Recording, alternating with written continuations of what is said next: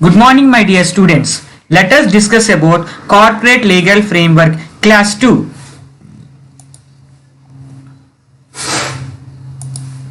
Today's contents of Corporate Legal Framework is offer and acceptance, free consent, and capacity consideration. Coming to the major topic, offer and acceptance. An offer is a proposal. An offer is a proposal made by one person to another. Here, an offer is a proposal which is made by the one person to another person. The person who is making the offer is known as offerer and proposer or promiser. Here, there is a contract. In the contract, there will be two parties, party A and party B. Before entering into the contract, there will be a offer and acceptance. Offer means an offer is a proposal which is made by the one of the party of the contract to another party of the contract. Here, the person who is making the offer is known as offerer or proposer or promiser, and the person to whom the offer is made is called offeree, and the person whom the offer is made is called the offeree or promisee or propose. Coming to the second point, acceptance may be defined as assent or agreement of the offeree to the offerer. Here, second party is accepting the offer of the from the first party. It is called acceptance.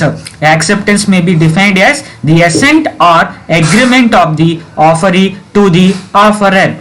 Coming to the example, here L says to M, that is, will you purchase my car for the 10,000 rupees? Then the second party M is saying that he is accepting the L's offer. Here there is an example. L says to M, will you purchase my car for 10,000 rupees? Then he is said to be have accepted the L's offer. Here this is a contract. Here there is a two parties, party A and party B. Party A is L, party B is M. L is giving a offer towards the party B, M. What is that offer means? Will you purchase my car for rupees of 10,000? Will you purchase my car for 10,000 rupees? Then M is receiving the offer from the party L. Party L, and M is saying that I will accept for your offer. That is called offer and acceptance. An offer which is made by the expressing the words spoken or written is called an express offer. An offer which is made by the expressing the words are spoken or written. Here there is an offer which is by the expressing the words. For example, L says to the M, will you purchase my car? In which manner he is asking? He is using the spoken, means by voice he is asking, or otherwise he has written a document and he forwarded to M. Here L is asking to the party M by orally or writtenly, means he is expressing his feeling. That is called express contract, which we have discussed in previous class. An offer may also be implied from the behavior of parties. Thus, if APSRTC from the behavior of parties. Thus, if APSRTC run a bus on a particular route, it is an implied offer. Any person may accept this implied offer. Coming to here, contract, offer and acceptance by the expressing the words or spokenly or writtenly. In the same manner, behavior also important element in the offer and acceptance. Here APSRTC runs a bus on a particular route which is it is called a implied offer. Any person can accept this type of implied offer, and offer may be also be classified as general offer and specific offer. Here offer is divided into two categories, general offer and specific offer. When an offer is made to a definite person, it is called specific offer, And when an offer is made to the worldwide at a large, it is called a general offer. Offer is divided into two types.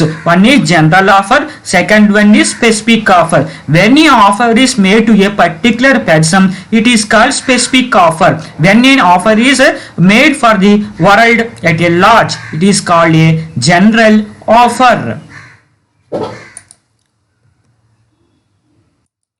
Coming to the next concept, free consent. Here free consent is containing 5 important elements: coercion, undue influence, fraud, misrepresentation, mistake. Coercion means force. Undue influence means dominating nature. Coercion means force. Undue influence means dominating nature. Fraud means cheating. Misrepresentation means malpractice. Mistake. These are the important 5 elements of the free consent.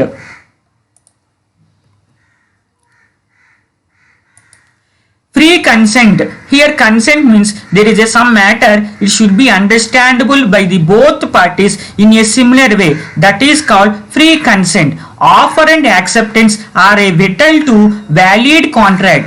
The acceptance or consent of the parties must be free. Here acceptance and offer are plays very important role in a valid contract. A contract without offer or acceptance, it is not a valid. When a contract is valid means there should be a offer and acceptance by without any force. The acceptance or consent of parties must be free. The acceptance or consent of parties must be free. Consent can be defined as an act of assenting to an offer. Here, acceptance of a consent of parties must be free. Here some data is there, some information is there. It should be understandable by the both parties of the contract in a similar manner. 2 or more persons are said to be consent when they are agree upon the same thing in the same sense. Here contract will have a 2 parties. Both parties should want to understand the data in the same sense. Then only we are able to enter into a contract. And consent is said to be free if the approval of parties is not affected by the coercion, undue influence, fraud, misrepresentation and mistake. And when the consent is happened to a contract means the contract should be free from the coercion. Coercion means there should not be any force in the contract. Undue influence means there should not be any dominating nature. And fraud means cheating. Misrepresentation means malpractice. And last one is mistake. Coming to the coercion. Coercion is the committing or threatening to commit any act forbidden by the Indian Penal Code Act 1860. Here coercion is a committing or threatening to commit any act. Here coercion is nothing but there are willingness to do a crime, committing or threatening, which is already forbidden. Forbidden means banned by the IPC section 1860. IPC means Indian Penal Code 1860. Or the unlawful detaining or threatening to detain any property to produce of any person with the intention of getting approval of the party to a contract. Here there is a contract. Here it is having the 2 different parties, party A and party B. One of the parties willingness to do the threatening or committing to committee which is already forbidden by the IPC section 1860. So it is a bad contract. It should not, there is no any legal representation or legality support to this contract. So this contract is not valid contract. When a person is compelled to enter into a contract by use of the force by other party or under the threat, coercion is said to be employed. Here one of the parties influencing another party to enter into the contract by applying the force. Here by applying the force is called coercion. So it is an invalid contract. And the Indian Penal Code 1860 and unlawful detaining, threatening to detain any property is called coercion. And coming to the next one, undue influence. Sometimes a party is compelled to enter into an agreement his will as result of unfair persuasion by the other. Such case, undue influence is said to be exercised according to the section 16. Here, sometimes a party is compelled to enter into an agreement against his will as a result of unfair advantage by the other.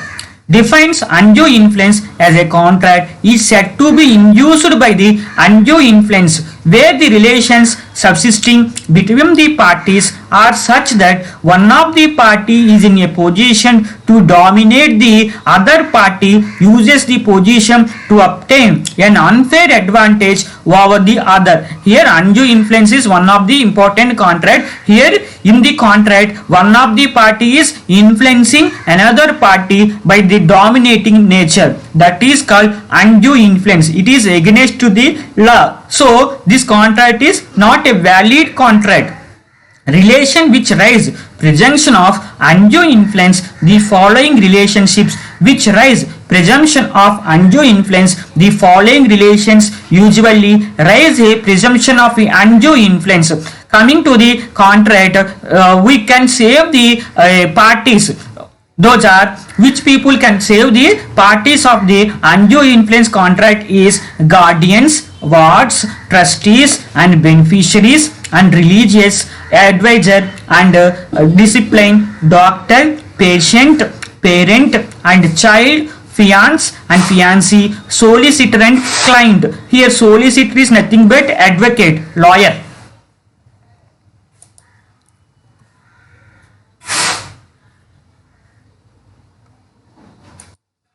Fraud. There must be a representation and it must be false.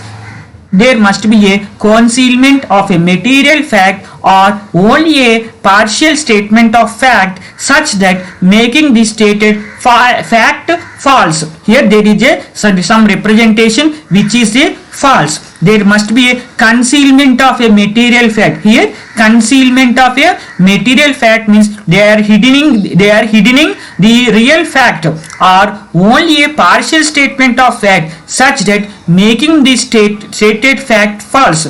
The representation must have been made before the conclusion of the contract with the intention of inducing other party to act upon it. The representation or a statement must have been made with a knowledge or its falsity or without belief in its truth or recklessness, not caring whether it is true or false. Here fraud is there in this contract. Fraud means cheating. One of the party who are present in the contract are willingness to do the fraud, cheating the another party who are present in the contract.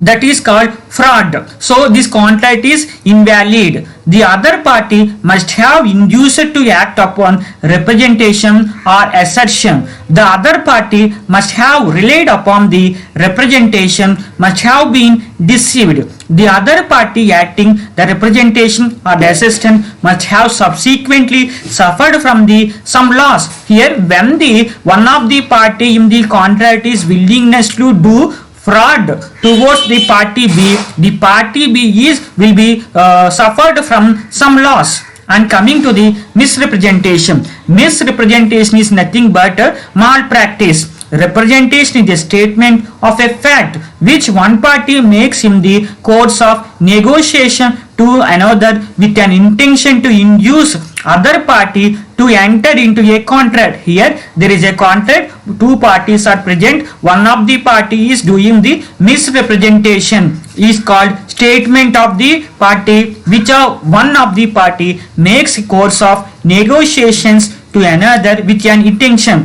Here two parties are there in a contract, they are using the misrepresentation tool, they are intentionally forcing the another party and course of negotiation takes place and induce the other party to enter into a contract. Representation may be expressed by the words spoken or written or impelled from the behavior of the parties, and a representation when wrongly made either innocently or intentionally is called a misrepresentation. Here a representation is taken place by wrongly made by the innocently or intentionally, but it is a misrepresentation. And misrepresentation may be an innocent or unintentional misrepresentation. An intentional or deliberate or willful misrepresentation with intent to deceive or defraud the other party. Here some mistake is happened, some misrepresentation is taken place in the contract by willingly, by knowingly or unknowingly, but it is a mistake. So this contract is invalid contract.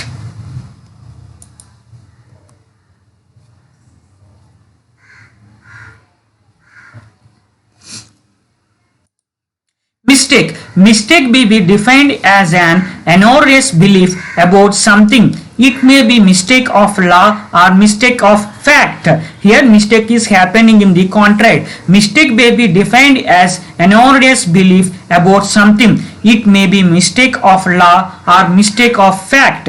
Mistake of law is two types: mistake of law of the country and mistake of law of the foreign country. Here our country law is having some mistakes, and foreign country law is also having some mistakes. Coming to the second category, mistake of fact, bilateral mistake and unilateral mistake. Coming to the contract, when the mistake is taken place by the both parties of the contract is called bilateral mistake. And when the mistake is happening from unilateral mistake means here the mistake is happening one side of the contract, means one party of the contract is doing the some mistake. It is called unilateral mistake. One side of the contract mistake taken place means it is called unilateral mistake. When both sides of the party mistake is happen, it is called bilateral mistake.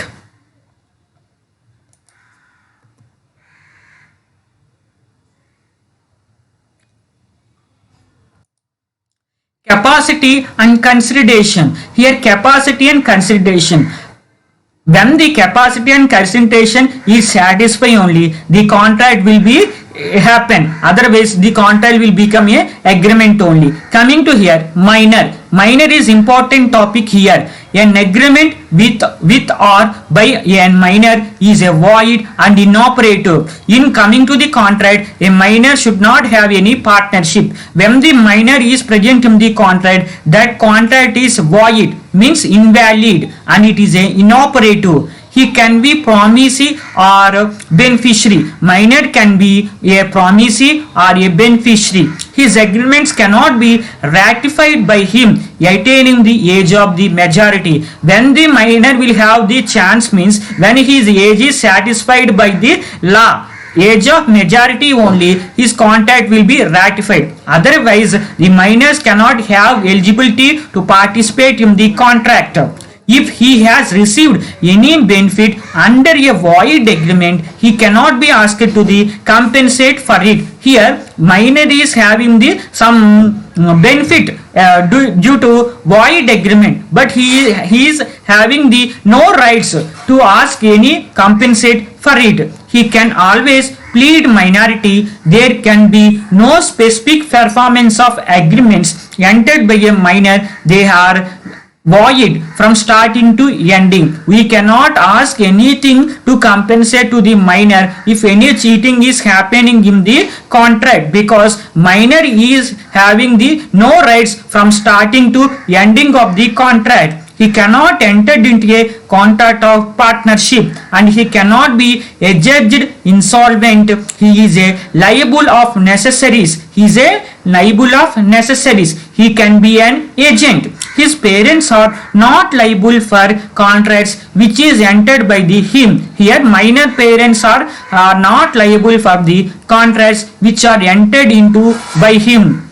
And persons of unsound mind. Here persons of unsound mind, lunatics, idiots, drunken persons are expressly declared as incompetent to contract. Here lunatics means who are not having a proper mental condition, and some idiots and some drunken people. These people are not having the rights to participate in a contract. the persons expressly declared as incompetent means not having eligibility to perform any type of a contract. And coming to the person who are disqualified by the law to the contract is aliens. Alien means the people who are belongs to the another planet, alien enemies, and foreign sovereigns. Foreign sovereign means administrators of the foreign countries, prime ministers and presidents. Those people are disqualified to the perform a contract. And corporations, insolvents, the people who are having the IP section, insolvency petition, those are disqualified by the performing the contract. And convicts means criminal people are not having the qualification to perform the contract. This is about the capacity of the consideration. Thank you, my dear students. Please subscribe my YouTube channel.